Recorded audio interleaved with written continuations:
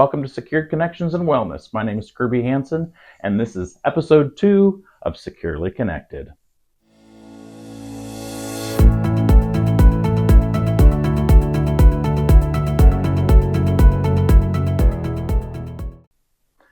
What I'd like you to do is click like and subscribe, and please leave a comment. I'm going to talk about some stuff today. I'm going to babble on.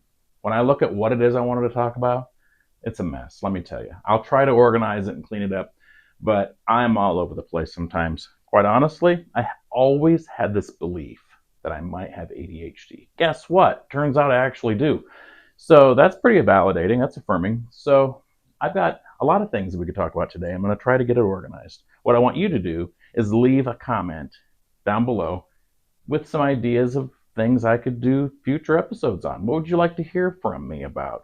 All right, go ahead and do that. I'd appreciate it. And comment back. Maybe I'll make a video over a suggestion that comes in. What are we going to talk about today? Well, I'll tell you what. I have so many things swimming around in my head. The inner nerd is out in full force today. Let's walk around a little bit. Most of this episode is going to be filmed right here in front of this marker board because I've got an idea of how I can organize some things. But first, let's take a walk back here and I'll show you where I keep a lot of the books and so forth. All right, so we'll definitely talk about this. Yeah, that's great models there.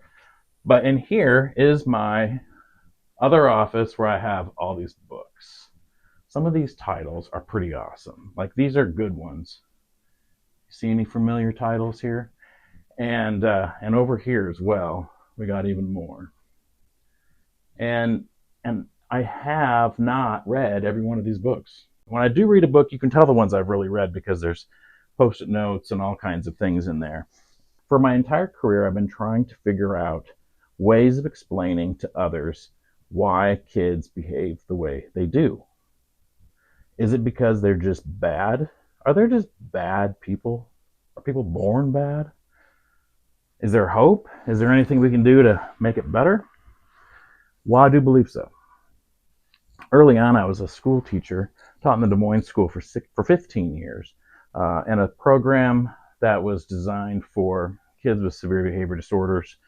And we don't really call it that anymore. I had a certification from UNI called BD, behavior disorder, and it was a level 3 classroom, and you had an associate, and so there'd be 2 of us in the classroom with, say, 6 or 7 kids, and it was pretty great.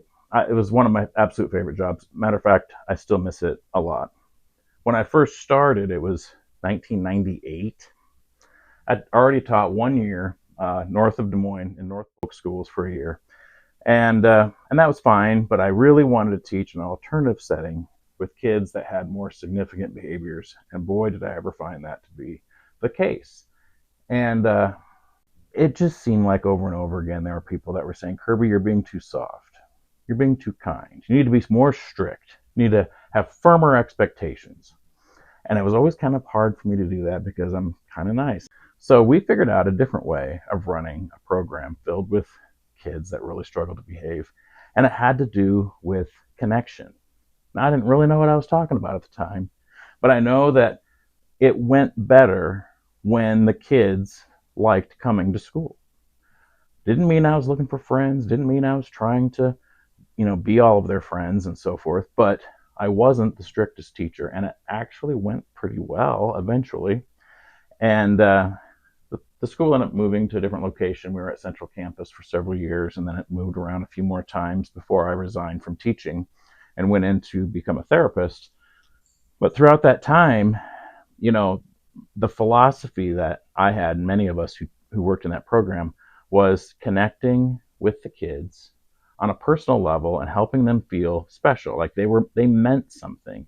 We were excited to see them, and we missed them when they were gone, and we ensured that their needs were met, such as we had plenty of food and we had plenty of things to do that would be at their ability level so they could feel like they were smart while they were there. And we weren't trying to trick them or anything, but we just knew that's what actually led people to feel safer and be able to get more work done. And it seemed to work. Didn't have names for any of this. I didn't understand exactly what it was we were doing, Matter of fact, one coworker of mine would call it our magic, like, let us do our magic, and then things are going to be fine. Just leave us alone. Let us do what we do. And the kids are going to learn and they're going to enjoy coming to school. Well, around 2010, is that when the first trauma informed care conference came to Des Moines? 2011? I don't remember. But it was then that I learned about trauma informed care. And I learned about, they showed a video in one of the trainings I was at with Bruce Perry. I was like, who is this guy? And he talked about the brain and development. And I was like, this is it. This is what I've been talking about all along. The kids that we've been working with, the kids that I knew from working at Orchard Place for as many years as I had, I worked part-time there for, since 1997. It wasn't that they were just bad, trying to be bad. There was something more that was going on, resulting from things that perhaps happened in their past, hard to say, and it was leading to them having these behaviors today. Learning about the physical architecture of the brain and seeing how trauma actually impacts the development of the brain and impairs the brain from being able to work properly was revolutionary to me. That sent me on this journey of trying to figure this all out. All right, so here we are back in this room. And right now what I want to do is take a few moments to just take a deep breath, a little sip of coffee. I'm going to try to not let my ADHD take over. I love talking about this stuff. And I can tell when I'm teaching a class or when I'm leading a training, I get all wound up. And I think that might happen while I'm doing this video. So just bear with me if that happens. Okay. I'm going to organize things on this board. I hope you can see it in a few different categories. Over here, I'm going to put theories. Here, I'm going to put models. All right. This is going to be kind of a trauma-informed care section. And then over here is going to be more modern times, like real recent, like what's going on right now in the world today. And then we might play basketball in a little bit. All right. So I'm getting better at playing basketball. I've got some pretty good, skills now.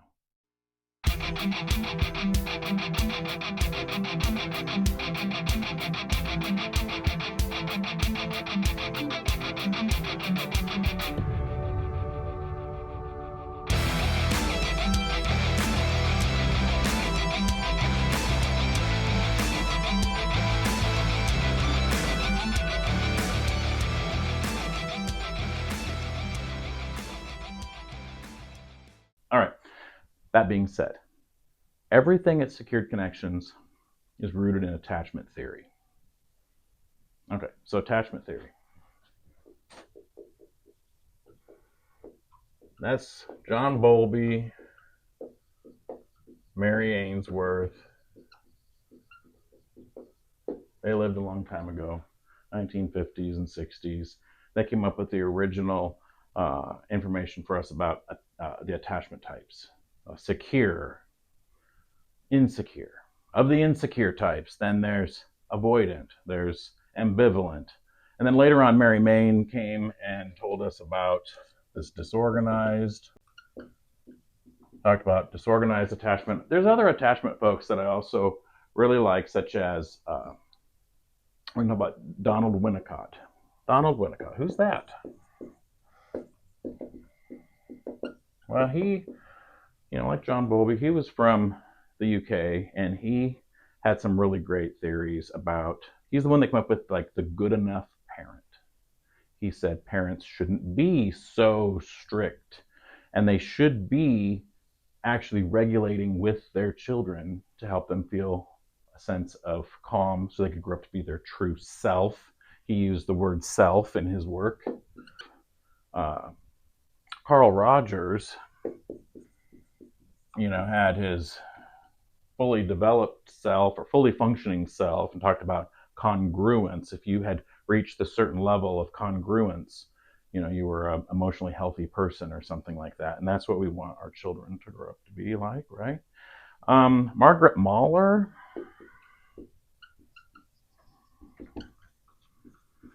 People hear me talk about object permanency.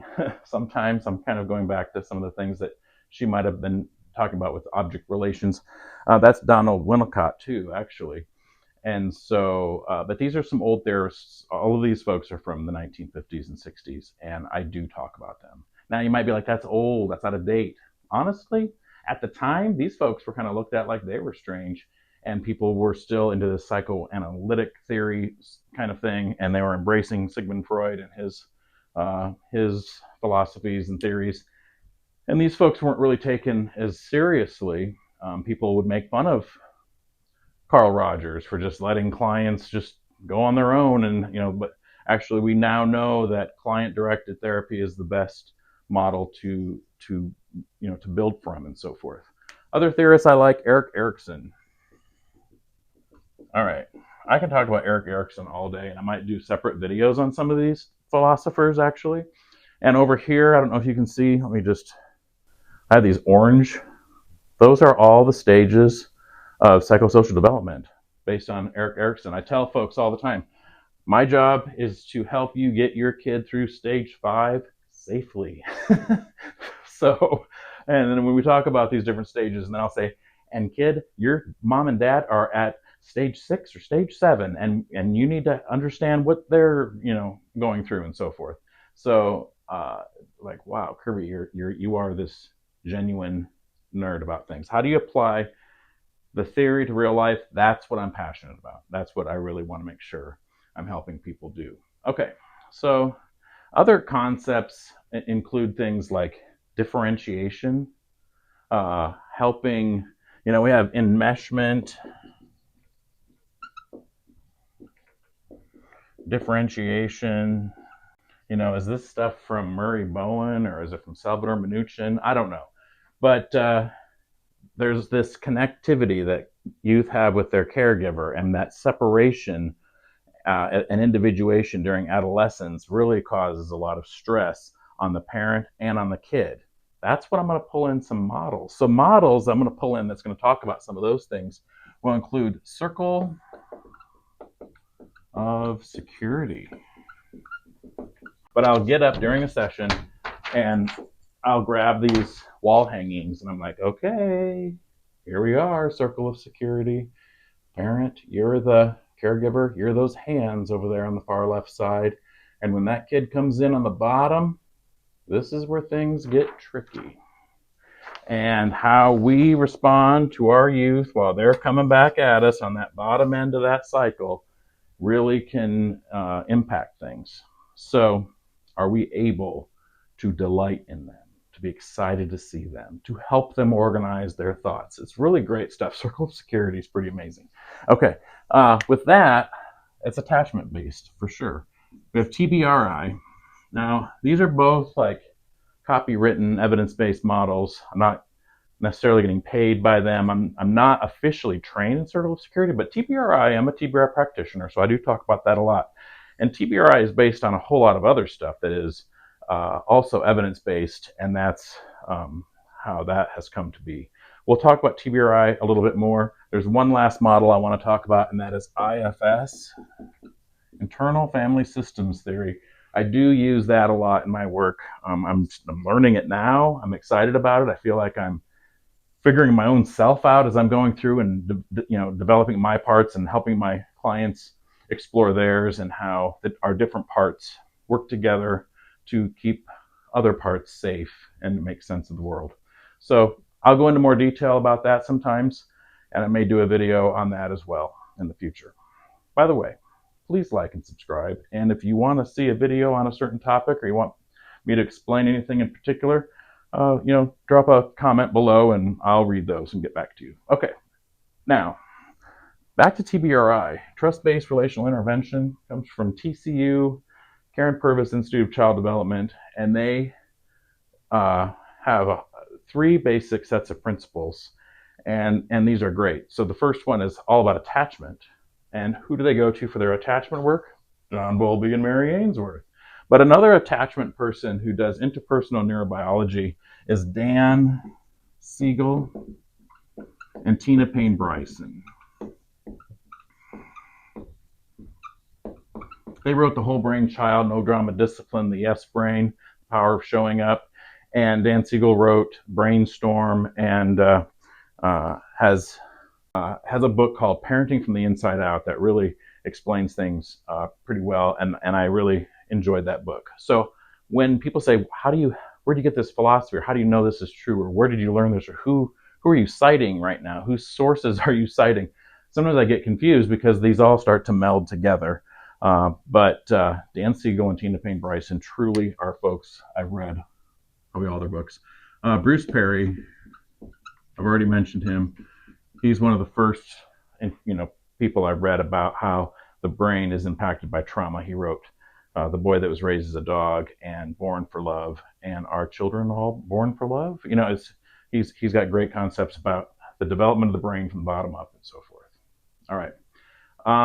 And other people that I think are really important in this trauma-informed care realm, you may have heard of Bessel, van der Kolk, and Peter Levine and Stephen Porges. Yeah. Stephen Porges has that polyvagal theory about how our body is connected to our brain through this nerve that goes down our spinal cord called the vagus nerve. And we could go on about that. And there's a lot of information out there that really helps us see how deep breathing and body-based approaches really are the way to go with mental health treatment. The bottom-up approach is much better, especially when working with children and young folks and dealing with trauma, than these top-down approach. Cognitive-related therapies aren't going to be as effective as these bottom-up approaches. So if you're like, why are you doing this, Kerby? How is this a model? How is this helping my kid? A lot of this is more of that bottom-up stuff that I'm working on, as we also talk about trust and relationships being paramount for making change. So, all right, so we could go on and on about all these things. I might jump around a little bit, but I kind of want to move over here to this modern times. And a couple things that I want to say about the modern times, the changing times, is social media and technology. There's many things going on here regarding just the blue light effect of all the moving images on a screen and how that affects our brain and our systems like dopamine and our dopamine receptors and so forth. But the socializing part, like connecting with others and it being more virtual, people are staying home more and they're not out and about actually interacting with people because they're interacting with people virtually. There used to be bikes piled up in front of some kid's house down the street and you knew that's where everyone was. But those bikes aren't just piled up in front of that house anymore because the kids are all at their own house with headsets on, interacting with each other. Is it good? Is it better? Is it worse? Are the kids safer? Are they using fewer substances? Like, there's lots of studies and research that's out there that's showing these things. It's like, maybe it's not so bad after all. Or, oh my gosh, this is awful and it's horrible.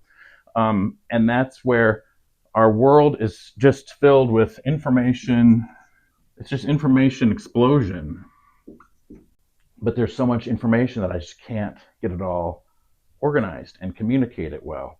And I think that's happening to our kids, that's happening to you, it's happening to me, it's happening to a lot of people. There's so much information. How do you know what piece of advice to take? Well, when it comes to caregiving and parenting and working and having children who struggle to manage their emotions and who become escalated and become violent and aggressive, who might get kicked out of school, suspended, and you're like, but they're not bad.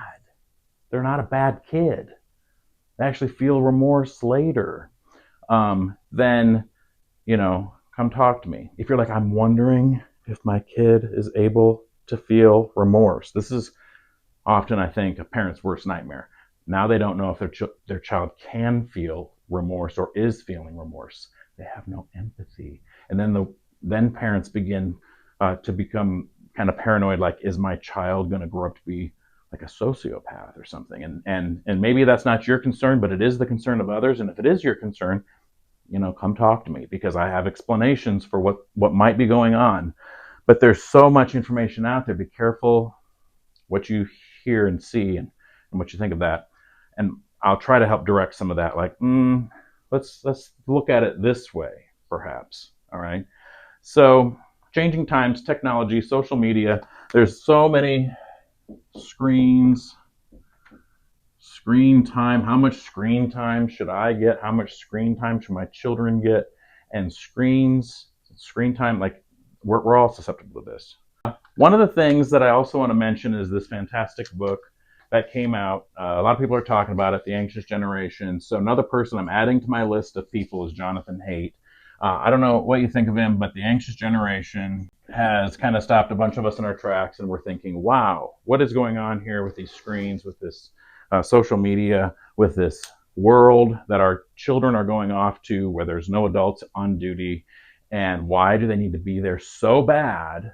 And why is it so hard for them to give up their screens?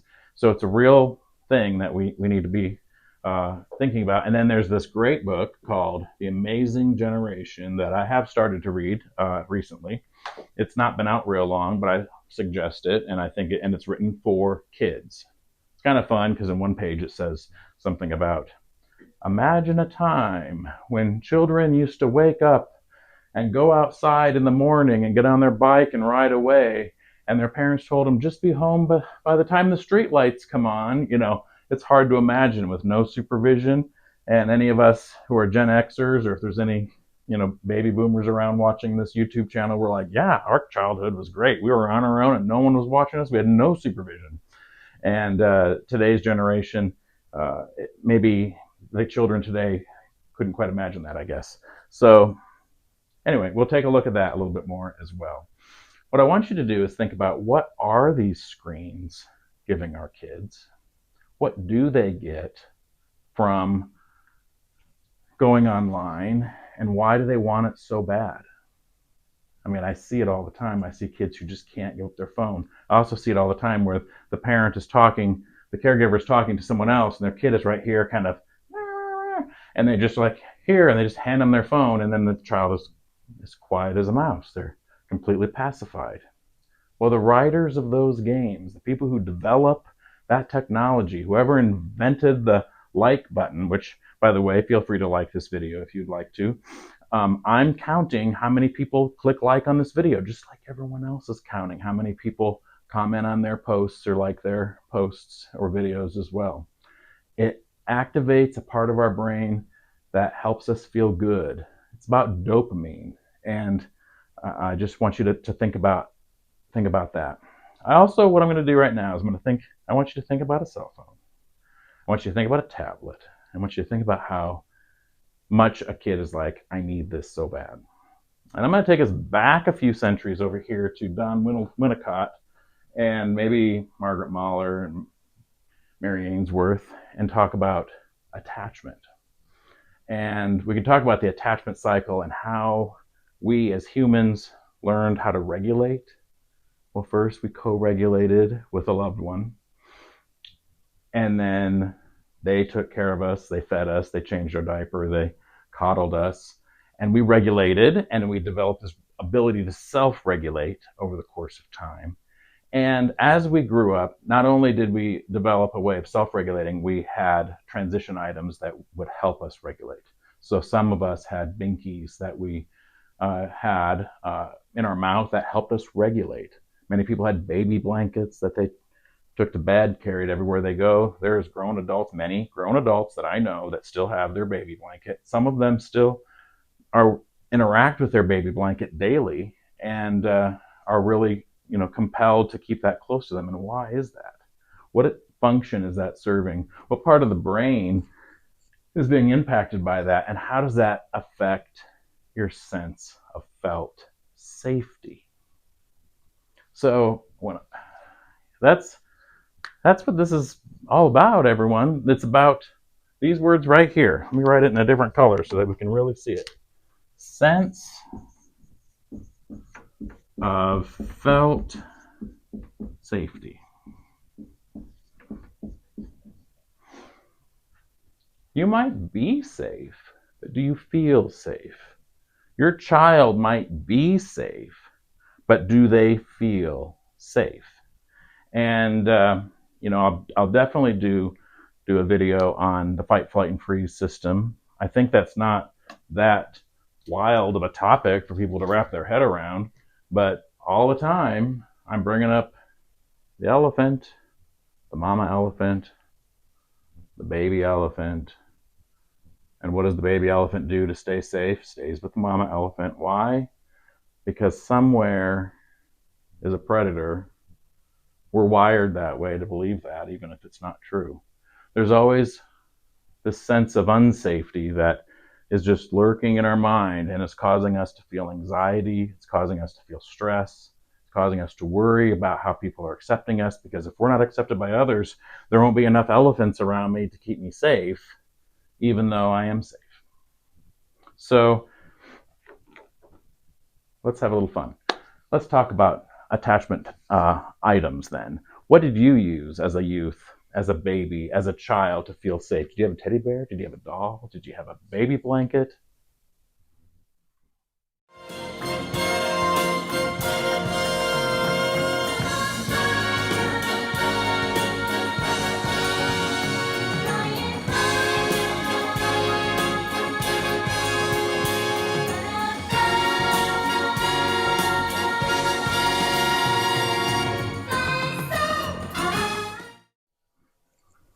Well, hello. So what do you think of that scene? Were you thinking of Kenny and him throwing his Woobie into the fire? That movie came from Mr. Mom, 1983. There's a whole bunch of other famous people in that movie. Michael Keaton plays the dad. And the storyline is dad no longer works in corporate America, and he stays home and takes care of the kids. There's 3 of them. While mom now goes out and works in corporate America. So dad's going to take care of things at home, and he's going to do a good job of it. And one of his tasks is to get rid of his flannel shirt once and for all, his comfortable flannel shirt that he loves wearing. And he needs Kenny to get rid of his Woobie. It's time. He's too old for that. Dad goes on to explain, if you don't get rid of it now, it won't be long and you're going to be trying to score some electric blankets or some draperies or something like that. And it's kind of funny. But anyways, they stand there in front of the fire and you see that, look, it's like, how could he do that? How could he make his kid get rid of his baby blanket like that? Anyway, what I want you to think about is when we're asking our kids to turn in their phone and tablet, it's not just a game that is something they can earn. It's more than just something that's fun to do. Kids these days really are regulating their emotions with their tablets and phones. It really works well. They're an amazing regulation device. It's predictable. It's got patterned, sequenced kinds of stimuli that come in from it that really is motivating, and it completely activates our dopamine system, and it makes us wanting more because there's another level, a next thing, something I can earn, I can make something better, I can, and you just want to keep doing it. And there are times where kids will even say, I don't want to keep playing it, but I just can't put it down. I know I've said that. I don't want to keep death scrolling on my phone. I just can't put it down. I'd like to spend time with my family. And so I'm not saying let your kid take their tablet and go to bed and they can just have it all night long because it's their baby blanket. No, that's not the analogy I'm quite trying to make. I'm just trying to illustrate how important regulation is and how unsafe it feels to give something up. And as we're trying to ensure our youth have this sense of felt safety, taking away their baby blanket and having them throw it in the fire isn't what we're trying to do. And if it feels like that's what you're asking them to do, or that's how they're treating you when you try taking it away from them, just realize what it is that their regulation system is going through right then. That sense of felt safety that they're experiencing is just overwhelmed. And so maybe there's another way. Maybe there's another way that we can make a plan for like transitioning away from the screen to a blanket so that when I do go to bed, I have my regulation item with me. Okay.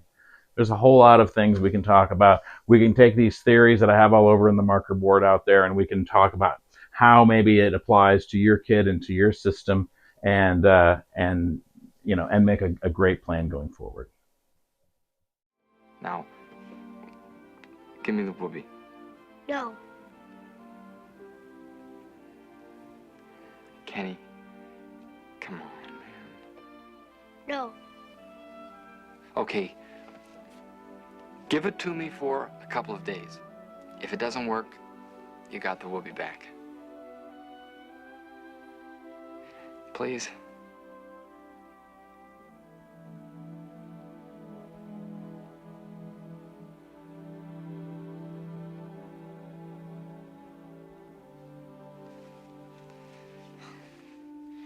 Can I have a moment to myself, please?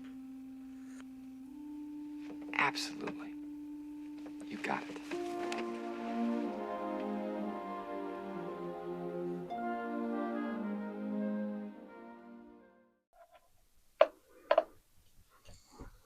Oh, hello.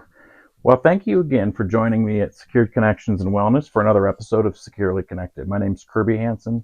Glad you were here. I need to get back to my notes. I've got so much to do yet.